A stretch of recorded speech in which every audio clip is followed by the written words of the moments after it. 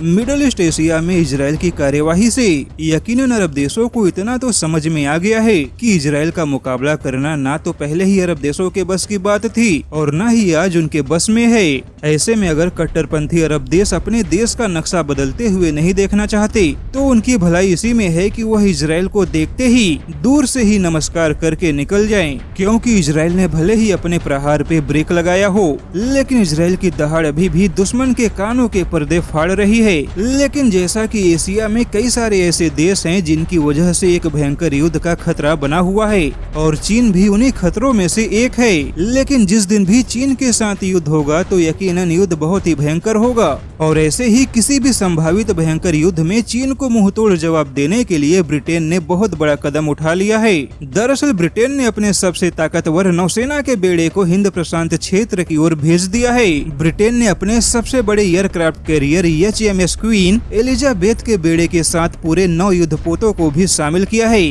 और ब्रिटेन का यह सबसे ताकतवर बेड़ा हर समय 40 देशों के संपर्क में होगा और इसी के साथ ब्रिटेन का यह बेड़ा हिंद प्रशांत क्षेत्र और भूमध्य सागर में गश्त लगाते हुए सीधे तौर पे चीन को धमकाने का काम करेगा। वहीं ब्रिटेन के सैन्य अधिकारियों का कहना है कि इस बेड़े के साथ वह सारे घातक हथियार मौजूद है जो किसी भी भयंकर युद्ध में किसी भी समय चीन को धूल चटाने की क्षमता रखते हैं। वहीं ब्रिटेन का मानना है कि HMS क्वीन एलिजाबेथ ब्रिटेन के इतिहास में एक नया अध्याय जोड़ेगा। हालांकि जानकारों का मानना है कि ब्रिटेन की यह तैयारी न केवल चीन को धमकाने के लिए की गई है बल्कि चीन को यह भी चेतावनी देने का प्रयास किया गया है कि अगर चीन ने ताइवान के ऊपर किसी भी तरह का हमला करने का प्रयास किया तो ब्रिटेन भी चीन को जवाब देने से पीछे नहीं हटेगा। वहीं चीन को यह भी संदेश है कि अगर चीन अपने पड़ोसियों के समुद्री हिस्से पर कब्जा करने की नीतियां नहीं छोड़ेगा तो चीन के आसपास ऐसे ही युद्धपोत और हथियारों की तैनाती होती रहेगी। हालांकि यह तो तय है कि ब्रिटेन के इतने बड़े कदम के बाद